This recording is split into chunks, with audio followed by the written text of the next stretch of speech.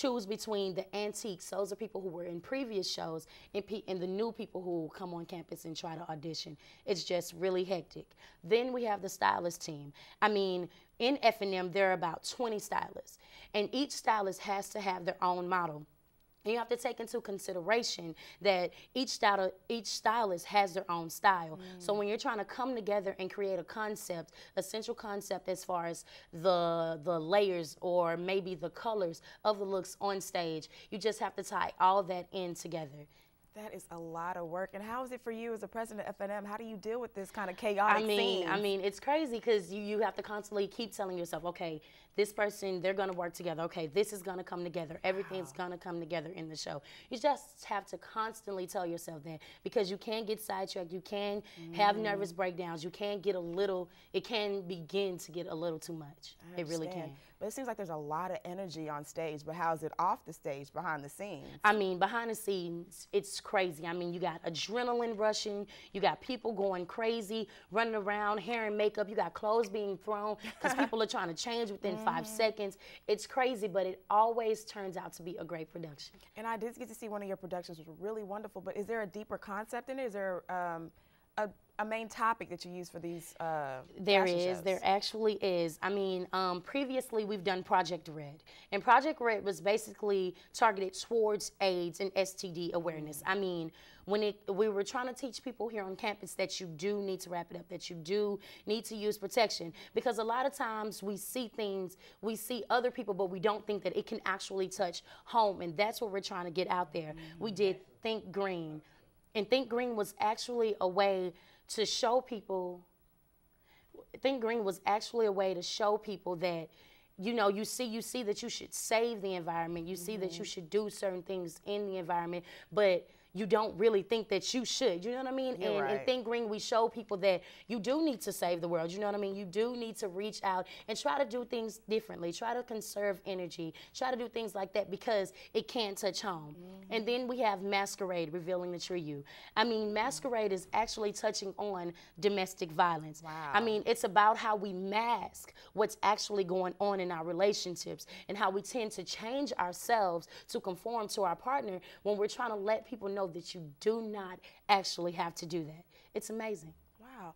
And you know what? I remember you saying that you did the Project Red and you had Health Horizons out there. Do you reach out to the community a lot to have them involved in your fashion shows? We really do. We really do. We really do. I mean, even in Project Red, I mean, we even did little things like the packages. We put little condoms on the sticks, you know, to give out to people, to teach them to be aware. I mean, come on, you know what I mean? You can use protection. Even though you think that this person is like this and you think that this guy's not sleeping with somebody else or that girl's not sleeping with somebody else, it can actually touch home. You never know what's actually going on. So we do reach out with different communities, and we do reach out and try to bring them in. We really do. That's really good. That's really good.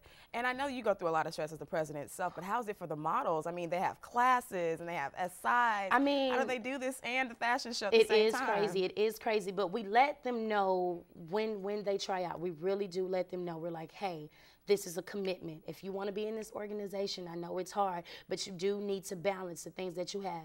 And when it comes to practicing, we don't do intensive practices until like 2 weeks before the show. Okay, that's good. I mean, 2 weeks before the show, yeah, we do practice every day, including weekends. But before then, it's just basically teaching the models the techniques of walking. Because a lot of times we get girls in who don't actually know how to walk. You know what I mean? We like their look, we like what they're presenting, but we have to mold them into actually being runway models. So it's a lot of fun. I mean, but the girls do tend we get people who aren't committed, and then sometimes we have to put them out the show, but then that just goes to show you that being in everything is not for everybody.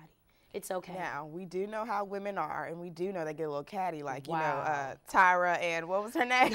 Really? Now, do you have any of those kind of dramas on a stage or behind the scenes? Previously, we've had a little a little drama between different models, you know what I mean? But that's just with women, period. You're always gonna have that catty, you know, thing going. A lot of estrogen. A lot. I mean, we've had girls that have gotten into it previously, and they both ended up being beautiful models. And it's just like, okay, you guys, this is a show. You have to put it behind you. You know what I mean? And even recently, there's a little tension going on between a few models. But it's crazy. But then we do let them know, hey, that can't go on stage. Now, I can't have a fight on stage. You know, that's not a part of the show. So the girls do tend to put those things behind them when they walk out. But it does get a little intense behind stage, because me being a previous model, I've seen them kind of, you know, bump each other and do different things like that. But it does get crazy. Okay.